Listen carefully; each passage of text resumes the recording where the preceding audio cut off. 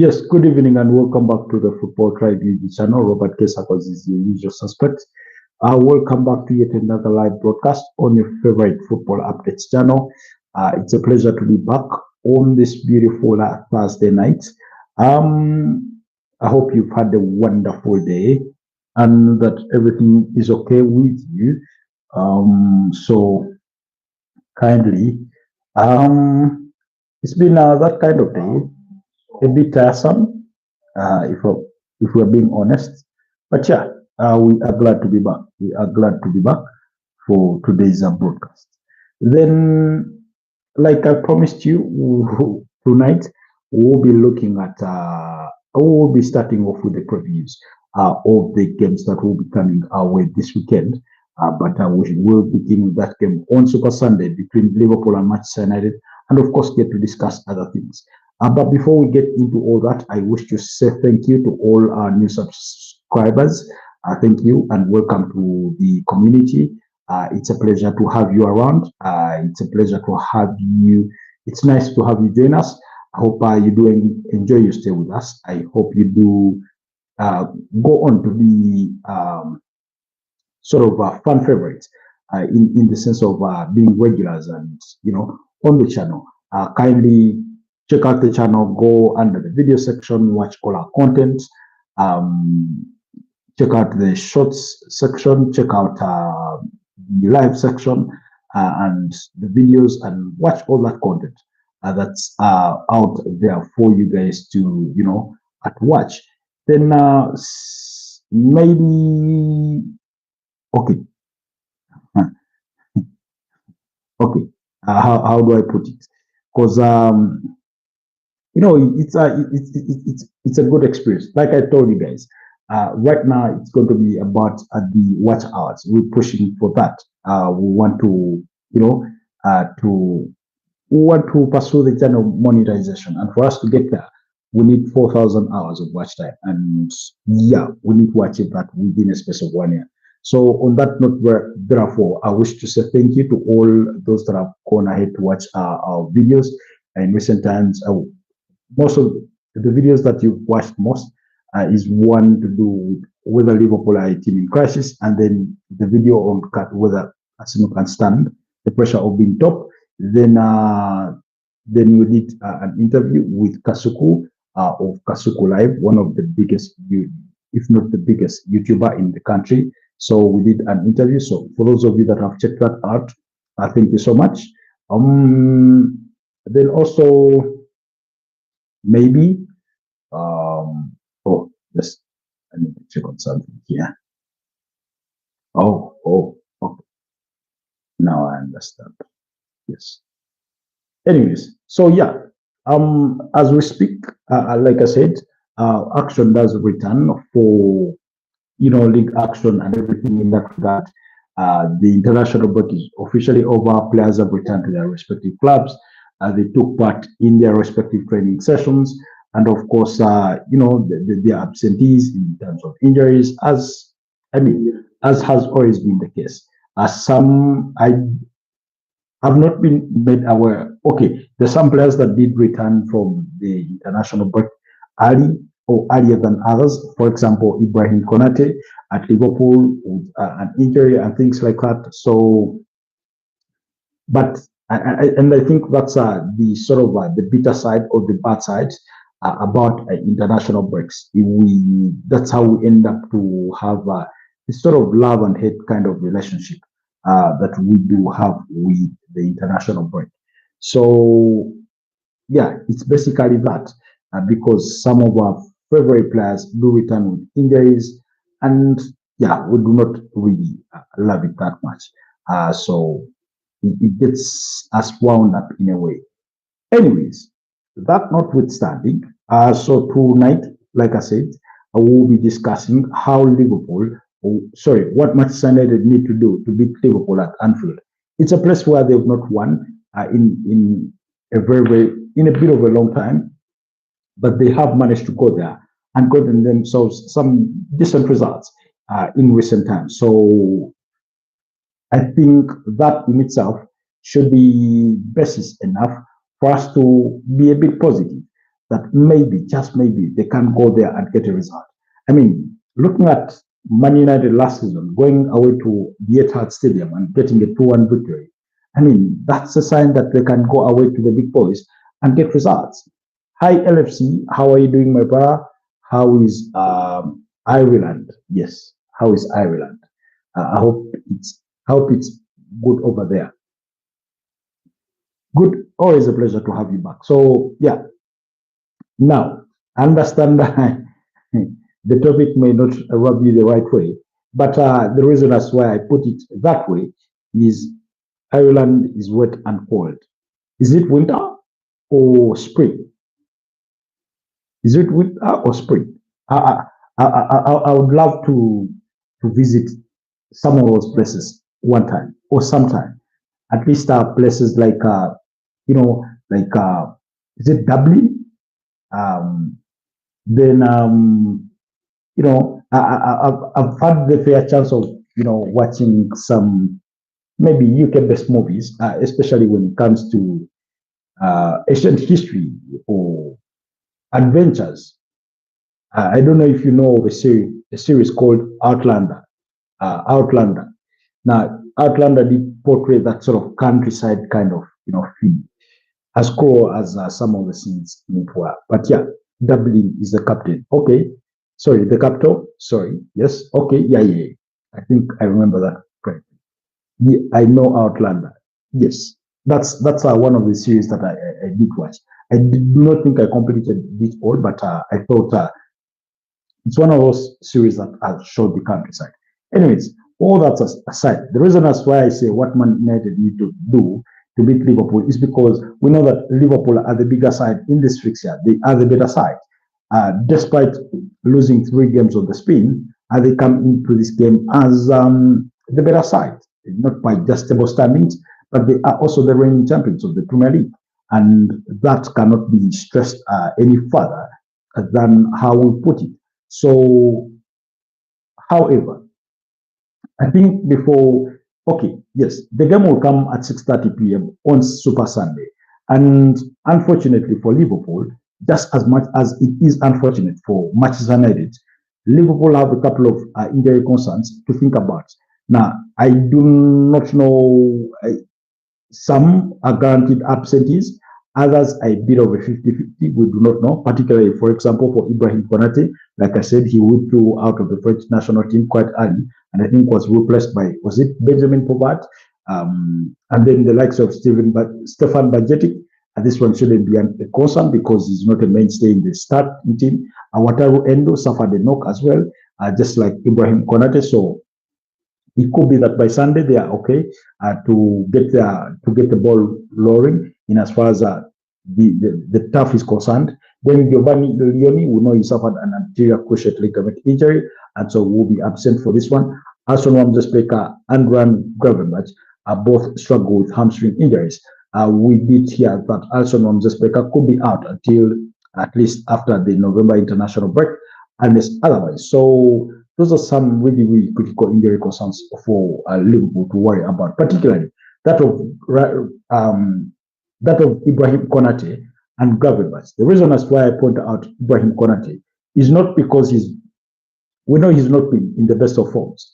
That notwithstanding, he's a mainstay in that Liverpool team for as long as he's fit. He's the de facto partner for Virgil van Dijk. He's the de facto partner in that centre back pairing role or partnership, and is very, very important to that partnership. Yes, it goes without saying that he's had a bad spell of form, and it hasn't just been upon him. It's also been evident with some of the other players, including Mohamed Salah, who was the MVP last season in the Premier League, as well as for Liverpool. So, because he's absent, and also Wataru Endo has a knock, who they have used previously as a makeshift centre back, cause for concern. Not to and to add, assault to injury is that Giovanni Leoni is also out injured. So that means Liverpool are left with, I think, 2 natural centre backs. That's Virgil van Dijk and Joe Gomez. Now we know that Joe Gomez's fitness or injury record is not at the best. He could be available to start, but then 10, 15 minutes in and suddenly he's injured. So who do you look to if you have all these injuries?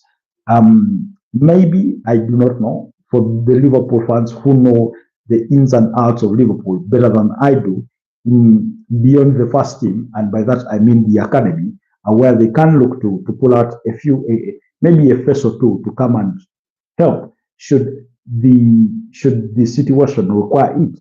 Who are they going to call on to? That will be the question. So it's a bit of uh, a risky move or maneuver that Liverpool are going to go into, in as far as this weekend fixture is concerned. Now, even when they're not in the best of form, we know that Man United are one of the bogey sides that Liverpool get to face. It's a game. It's more or less a derby. It's a rival match, a rivalry, the biggest rivalry in English football, at least to the best of my knowledge. That possibly the oldest, dating to as far back as the Industrial Revolution. We know that they are all at a tally of 20 league titles. And never mind that Liverpool only have 2 Premier League titles and Man United have 13. So, with all that in the context, we know that Manchester United have not been a very good team when playing away from home. Just they've recorded 3 straight victories at Old Trafford. That's the victory against Burnley, the victory against Chelsea, and then their last victory against Sunderland. So it's very, very positive playing at Old Trafford so far this season, but the loss that they did suffer against Arsenal. But and in sharp contrast, on the other hand, their away form has not been anywhere near good enough because they have registered a draw away to Fulham, that's at Craven Cottage. They've lost to Brentford by 3-1. They've lost away to Manchester City by 3-0. So you can see, and now they get to have another big fixture away from home, which is a very, very difficult fixture. So, but like I said, given that they've gone away to big teams, not just, of course, not this season, but historically, and not to take things far back, but including last season when they went away to Manchester City and won. That is what makes me believe or think that just maybe there should be an ounce of hope that United could pull a rabbit out of their pockets and go to Anfield and collect all 3 points. Will that be the case? We're going to, dig deeper into this. But as we dig deeper into Manchester United, they also have a couple of injury concerns to deal with.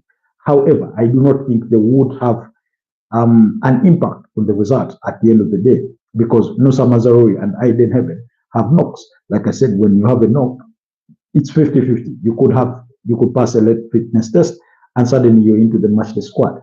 But I do not think that their players, these are 2 players that they will be desperate to have back in their squad. The other is Lisandro Martinez, cruciate ligament injury. I mean, he's been very, very unfortunate with injuries in as far as his Manchester United career is concerned. And yet, if fully fit, he's one of those very, very reliable defenders that you can call upon in that Manchester United side. But at one point, he suffered a broken foot, a cruciate ligament injury. I mean, he's just not had it his way when it comes to injuries, So in that sort of sense, then now the game being away to Anfield makes it a whole mountain to climb for Manchester United. Not that it makes it any simpler for Liverpool. Like I said, it's a big game, it's a derby. But being at home, Liverpool will play. You play with that confidence, you play with that confidence of excuse me, of the fans of having the home advantage. And we know that when you're playing at home, there are certain decisions that do go your way. And when you look at it in that sense, or think about it in that sense, then you appreciate that it gives Liverpool a certain advantage. We all know that you have this, you get certain advantages being at home. But it's been a while since Manchester United beat up against Liverpool. It's been a while. Be it in, especially in a competitive game, you'd have to go back to 2024 in the quarterfinals of the FA Cup when Manchester United beat up against Liverpool by 4 goals to 3. But in as far as the Premier League is concerned, you have to go back to 2022. I think in Eric Ten Hag's debut season when they beat up against Liverpool by 2 goals to 1.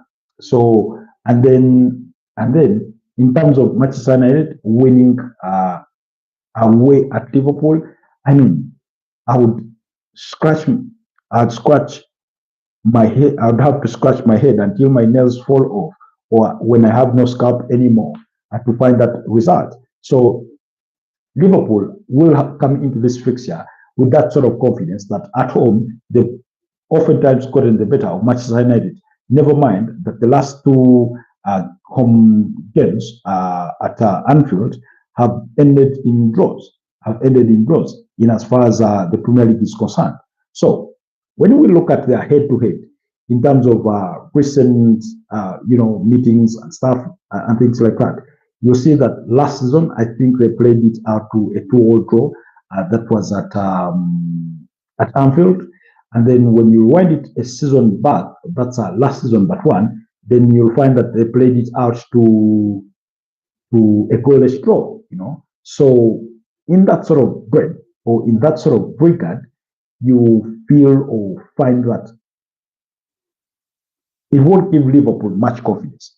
But then again, if you wind it further back to Jurgen Klopp's second last season in charge of Liverpool, you find that they beat up against Manchester United by 7-0, and I mean possibly the biggest margin that Liverpool have gotten over Manchester United in the modern era. So that was around March 2023. So in between there, nonetheless, the disappointing part for Man United, or what will impact their confidence going into this game, is knowing that in the last 5 fixtures in the Premier League alone, they've not beaten up against Liverpool because they've lost to Liverpool twice, and then there've been 3 draws. 2-all draws. That's one coming at Old Trafford, and the other at Anfield, and then the goalless draw. So that in itself doesn't give a lot of encouragement. Then when you look at, however, in the grand scheme of things, when you look at overall previous meetings, you'll see that Man United have an edge over Liverpool. In 66 games played, you have about 17 draws, Man United 29 victories and 20 victories for Liverpool. So in the historical context of things. But like I say, when you look at in the other competitions or across all competitions, when you look at the head-to-head, in 2024, Liverpool beat up against Manchester United by 3 goals to 0 in a club friendly. Of course, subsequently, they beat them by 3 goals to 0 in that game at Old Trafford. I think Mohamed Salah was one of the goal scorers for that particular fixture. Then again, you go, like I said, you go back to the quarterfinals of the FA Cup in 2023-2024 campaign. That was last season, but one. That's when Man United managed to beat up against Liverpool by 4 goals to 3. They had to grind that one out before going on to win the FA Cup when they beat up against Man City. I think, was it by 2 goals to 1 in the finals? So yeah, then you go back to the 2022-2023 campaign when Liverpool beat up against United by 7 goals to 0. They had lost the reverse fixture, that's Liverpool, by 2 goals to 1 at Old Trafford. But like I said, we are away to Anfield, where they do struggle to win, and then you have to go back to 2022 to find another, Man United, victory against Liverpool. That was in a friendly, and Man United beat up against Liverpool by 4 goals to 0. But prior to that, you're going to struggle to find a victory for Manchester United at Old Trafford. Sorry, at Anfield. Now, with that said, I should add that coming into this game with the kind of form that Liverpool find themselves in, I think in part is what should give Man United the sort of a little bit of sense of hope and belief that they can actually get a result against Liverpool, and not just any result. If they can believe in themselves, they can actually go ahead and win. When you look at Manchester United's last set of results, like I said, a 2-0 victory against Sunderland, a bouncing back from a 3-1 defeat against Brentford. Uh, in between there, you have a victory against Chelsea, you have a loss to Man United, sorry, to Manchester City, you have a victory against Burnley, you have a draw um, away to Fulham, and a loss to Arsenal for Man United. For Liverpool on the other side, you have a 2-1 loss to Chelsea, a 2-1 loss to Crystal Palace. And of course, all the others having been victories earlier than that. Two 1-0 victories against Arsenal and Burnley, and the other being a 2-1 victory against Everton in the Merseyside derby. So, but Liverpool have lost two of their last two Premier League games, is the point I'm trying to make. And Man United have lost one and won the other. So, in terms of that form, United are better, you know. But on paper, we know that Liverpool are the better side. They are the team to beat. They're going to be the home side. They're the reigning champions and things like that. But how, on the turf, can actually Man United attempt to beat Liverpool? First of all, if I'm Man United, I'm not going to go all guns blazing because I'm away from home.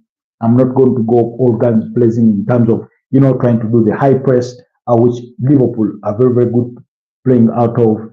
And yet we know they have very, very pressing wingers or forwards in Alexander Isak, in Hugo Tike, in Mohamed Salah, in Cody Gakpo. Yes, I know that Mohamed Salah hasn't been in the best of form, but whatever you may think of him or about him, you will have to appreciate that he's one of the best that there is in the Premier League.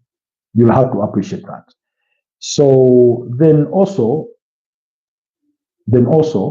you'll have to acknowledge that United do not have that sort of standout player that you think they're going to look onto for inspiration to carry them through this game, that is going to take matters into their own hands.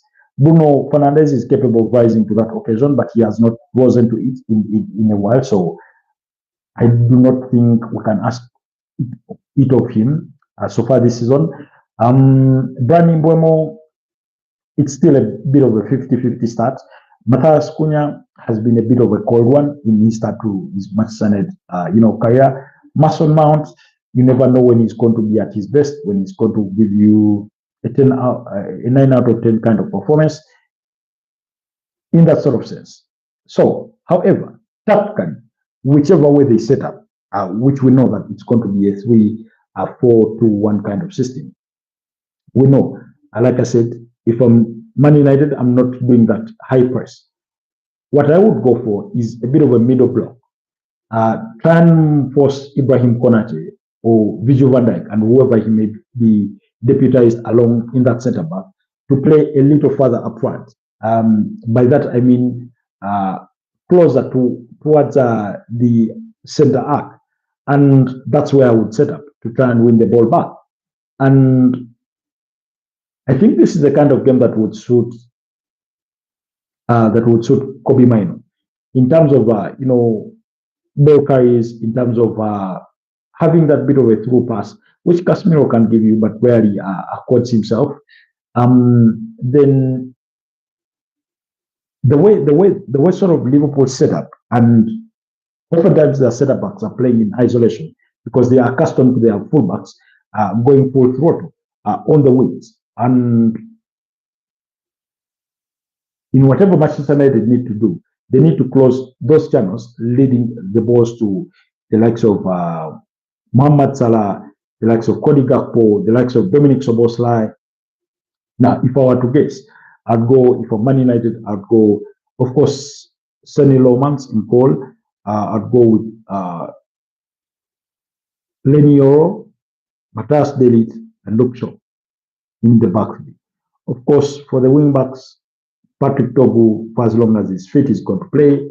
Now, on the other side, do you get to play Amadou Diallo or do you get to play Diego Dalot? Being away from home, I would understand if Ruben Amorim decided to play with a bit of a reservation to start Diego Dalot. However, I believe if they were to start Amadou Diallo, it gives them another sort of line of attacking threat because of his pace, because of his dribbling skills, and how well he takes on players and has that bit of eye for ball. He can't take the shot from distance. He can't play for you that silky through pass and things like that.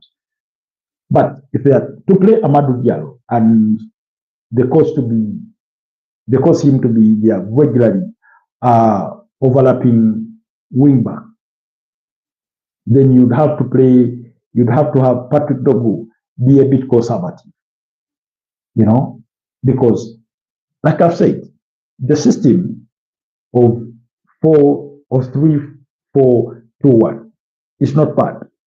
I do not entirely put it on the system, but it's how they play within that system because essentially against Liverpool, you would want to sort of, in a way, drift into what would be a back four and play a 4-4-2 kind of system. That gives you width in terms of blocking spaces, but also it gives you a target man and a 10 for as long as you're covered. Now we know that Amadou Diallo is capable of that decent cross. We know that Bruno Fernandes has it in his locker room to play a long pass. We know that Brani Bomo is capable of that as well. So in other words, if you're defending, sort of put out a sort of a 4-4-2 sort of kind of formation. Then in the offensive, that's when you have one of your wing backs. When you have your wing backs spreading that pitch as high as they can, because then you have a back three. Then in this mid block, where you have the double pivot, usually of Bruno Fernandes and Casemiro or whichever, you then have a 10, one of the two 10s, to pull inwards a bit to create a bit of a diamond in that space, while you have your wing backs stretching up the pitch to give you playing channels across that side. So in one of those things, it could be Mason Mount or Matas Cunha. One of those should be the ones pulling back. And then leave Brani Bomo the room to run forward, you know. And then, of course, your target man, Benjamin Sesko. Because we know that Liverpool have been all over the place. And if you target usually the space behind Mo Salah and Jeremy Frimpong or Conor Bradley, you can really, really exploit Liverpool. If you target the space between the Liverpool midfields and their centre back, that space, you can also have a go at them. Like I said, they've not defended at the highest of levels in recent times. So there are gaps to exploit in that Liverpool side. But you would need those kinds of players. On the other side, Liverpool, I think, will have JD Mamadashvili in goal, Virgil van Dijk, Joe Gomez, Jeremy Frimpong, and Milos Kerkez. They'll have McAllister alongside Soboslai and Florian Wirtz, and then they will have Cody Gakpo. They will have Mo Salah and Alexander Isak. I think that's how they would set up. On paper, it's a very, very difficult team to beat, an almost unbeatable team. But like I've explained to you, there are spaces to exploit. For as long as Ruben Amorim deploys his system in the right way or gives those players the right commands, in any case, they should be picking the lead from Chelsea. Not that Chelsea won the tie by a long mile, but they eventually found the space. The winning goal, I think they played really, really well. You can see that Mamadashvili was forced into a couple of saves by William Estaval, by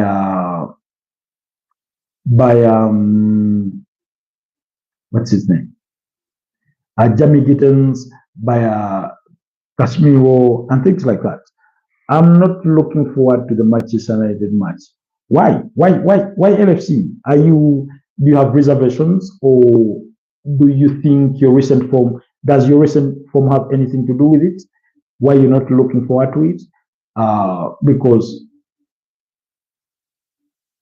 yes, Caicedo, yes, is one of the names that I was looking for. That forced the Mamadashvili into a save, particularly I think in the second half. You know, so Chelsea proved that when you give it a go, you can have the spaces to exploit in that Liverpool side. But also, Man United will play with a bit of caution. Like I said, when you're playing away from home, you play with that bit of caution, especially if you're playing an opponent like Liverpool. You said because I believe United will give us a scary match, and they are very very capable of that. In any case, there's a way United love to pick and choose. I will have a heart attack. A heart attack. I don't think so. Be confident that your team can bounce. But United have a knack for choosing to stand up in big games and play really, really well. You know, while on paper they may have lost against Man City, lost against Arsenal, bit of against Chelsea. You, when you look at their performances, particularly against Arsenal and Chelsea, they're not bad performances. So that's why they won one. The other they lost. The best team lost. Against Man City, they were not good. You know. Oops, sorry, I have to leave. My guy, it's late and I have school tomorrow. It's all right. I understand it's midnight here, so that means it's 10 o'clock that side. And I think you live by the saying that early to bed is early to rise. So, yeah, I understand. I wish you the best of luck for school tomorrow. So, but in that sort of respect or aspect, that's how I would go about that sort of fixture. United should play with a bit of courage. I will I will talk in the morning. It's all right. It's all right. We'll be here in the morning as well. So then for Liverpool, I don't want to say Man United are easy to beat, but again, there's an opportunity to beat them. Just go watch what Man City did, and you'll find all the answers. We know that sometimes Bruno Fernandes gets idle busy in that midfield. If you go for midfield domination, you'll eventually find the spaces. While Sunderland did not score, it's not to say that they did not have chances. They had their chances. They just did not make them count. So you can't get the opportunities if you're Liverpool and get a decent result against and get a decent result against Manchester United. Like I've explained, they're not good. They're not very good away from home. So that in itself should be giving you confidence that yeah, you're against a team that are very very beatable away from home. You know, while you've not done it in the last two fixtures at Anfield, mm, you again, you also the other motivation is that Liverpool almost desperately need to bounce back to winning ways. They need to bounce back to winning ways. In any case, by the time they play, who knows if Arsenal manage to beat up against Fulham, they'll have gone 4 points ahead of Liverpool, and maybe those other teams that occupy third and fourth place in as far as the Premier League table is concerned, those are excuse me, that's teams like Tottenham, Bournemouth. They will have already played, and they will have either closed the gap on Liverpool or will have leapfrogged Liverpool. So Liverpool will be desperate to bounce back to winning ways. However, if they were to get a draw, I think they would still take it anyway. You know.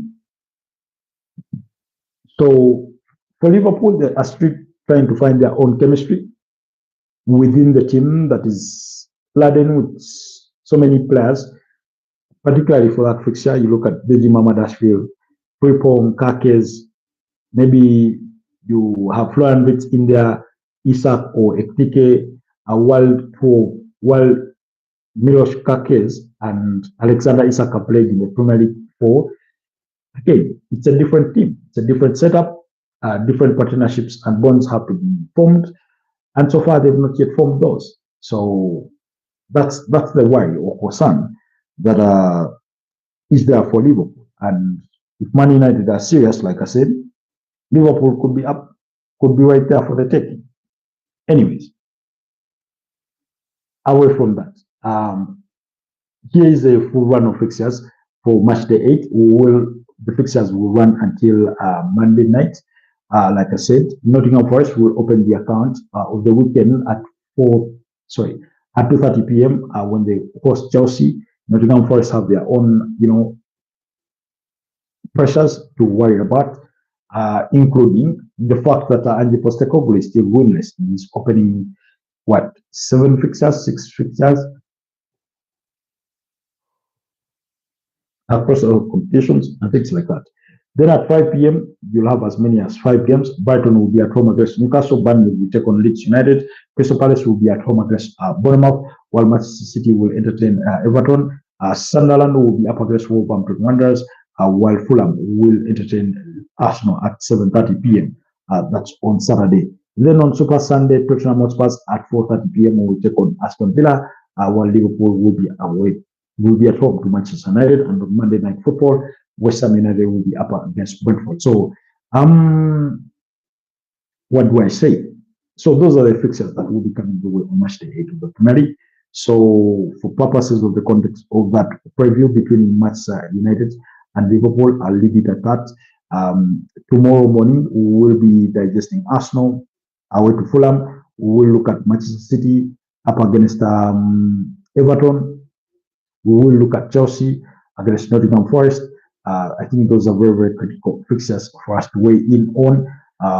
But let's wrap up Super Sunday while we are at it, because Aston Villa do have a date away to Tottenham Hotspur.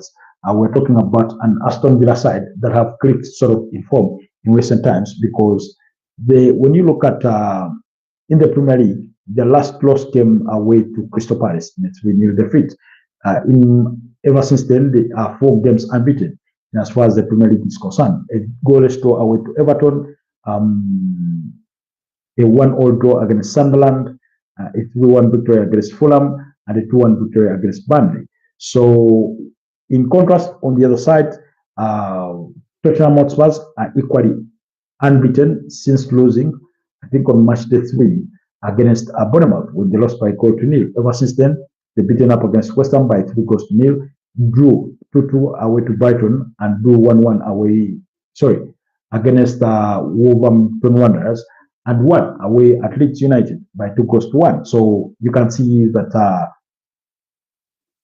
both teams are 4 games unbeaten, 2 victories for the respective sides and 2 draws. So they are evenly matched in terms of recent form. Then when it comes to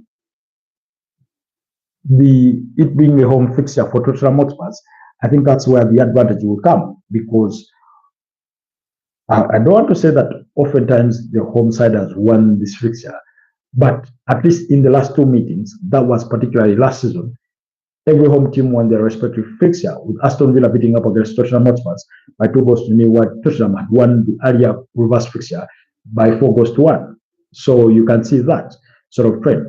But when you go back to last season, but one, Spurs went away to the Villa Park and beat them and beat up against Villa by 4-0, while Aston Villa themselves had earlier on gone to the Tottenham Hotspur Stadium and beat Spurs by 2-1.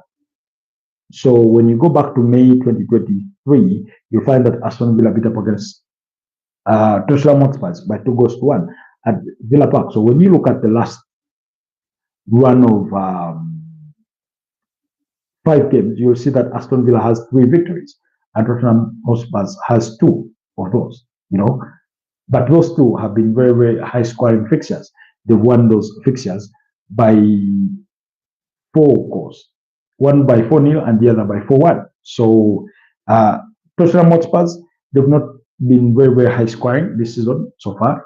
Their highest goal tally in a single game was a 3-0 victory against West Ham United, similar to what they managed against Burnley. But Thomas Frank is sort of organized Tottenham into a defensively solid sort of team,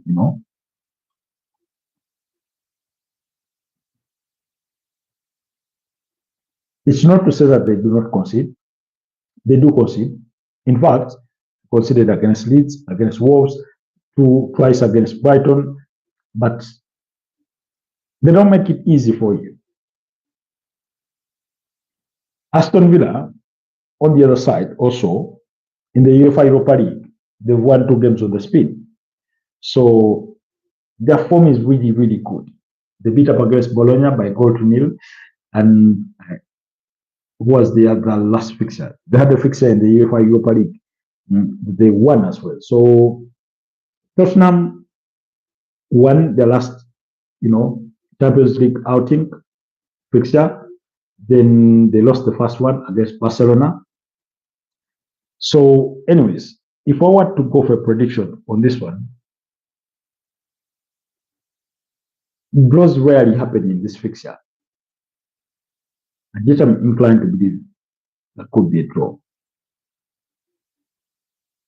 But I will go to one Tottenham at home. That will be my prediction for that fixture. Yeah, that will be my prediction.